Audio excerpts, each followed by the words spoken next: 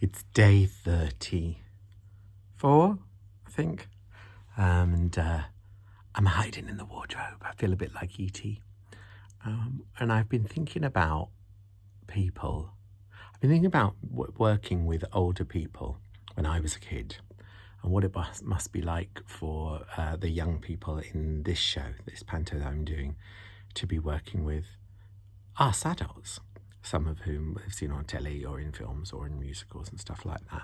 And when I was a little boy, I was in a touring production of Oliver. Came to my town and played at the Marlow Theatre in Canterbury, and they auditioned local kids, local boys, to be in the workhouse and Fagin's gang, and I got into Oliver, and I was the fattest orphan you'd ever seen, and the campest as well, and they were all just sort of like in rags, these little spindly children in rags, then this great big whopping one at the end in a caftan, but brown and grey.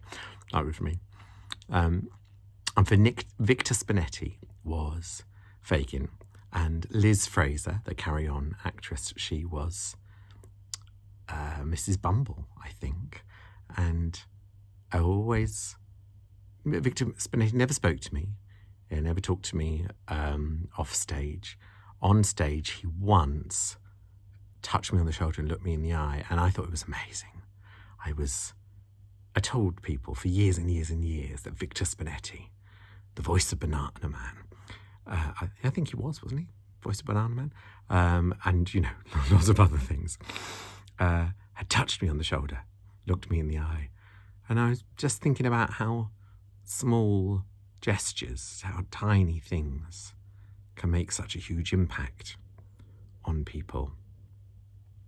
When I tour around talking to Women's Institute groups, Rotary clubs and U3A groups and stuff like that, I talk about my career and I talk about some of the famous people I've met.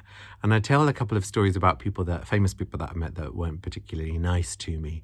And these days, I'm sort of 60 WI talks down, and there's a part of my brain as I'm starting that bit of the story, starting to tell people about Julia Mackenzie not being particularly nice to me, that is going, it's not fair.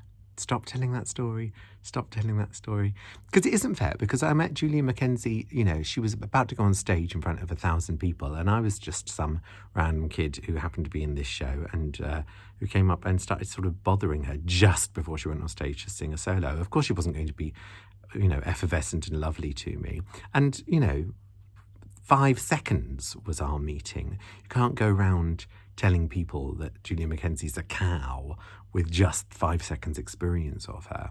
And yet I have done for years and years and years. And we hear these stories, don't we, about, oh yes, I worked with so-and-so, or my sister met so-and-so off the telly and they were really horrible, or they were really, really nice. And it becomes folklore. And I hear stories all the time about, so-and-so is great to work with, or so-and-so is a complete pain. And you just think, where is the data here? How much data have you got to make this informed decision and, spread this story? And I do it too.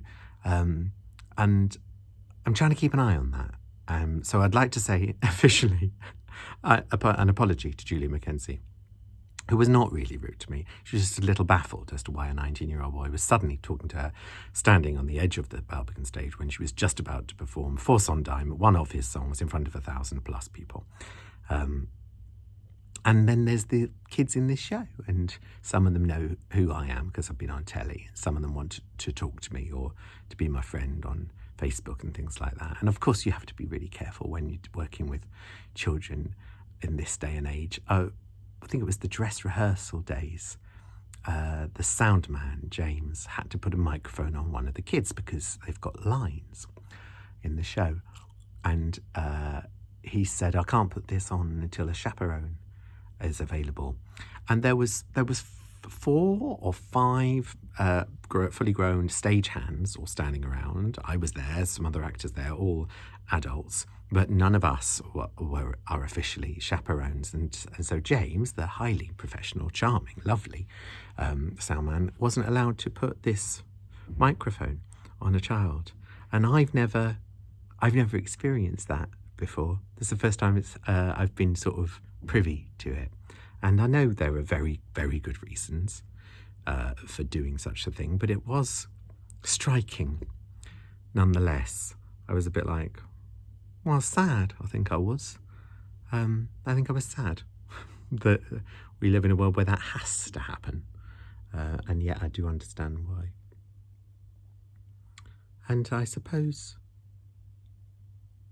I finish by saying, yeah, it's important, isn't it,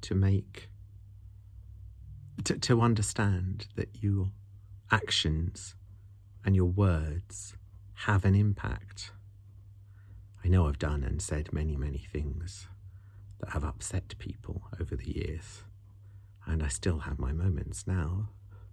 I'm trying very hard not to. And when you're a teacher and a facilitator, you can probably all remember somebody at school who said something to you that has stayed with you forever, whether that be something that is really good or really not good. And hopefully you've got more good ones than bad ones. And that teacher, let's be honest, probably doesn't have any idea about the fact that they said it, can't remember it, probably doesn't even remember you.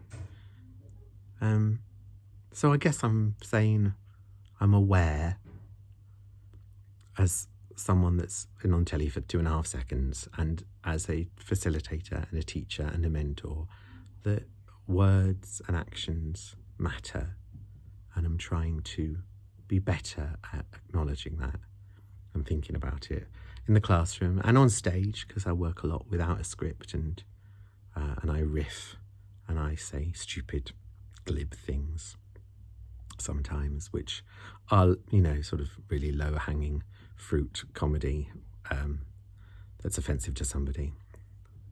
I mean, that, we can do a whole nother day on people getting offended in comedy and where the line is there, because that would take a lot longer than 7 minutes and 19 seconds. But I think for now I'll just say thanks for listening, and I will see you tomorrow if we're saved. This was a really, really rambly one, wasn't it? Perhaps it's because I'm in a costume wardrobe. I don't know. Button bread.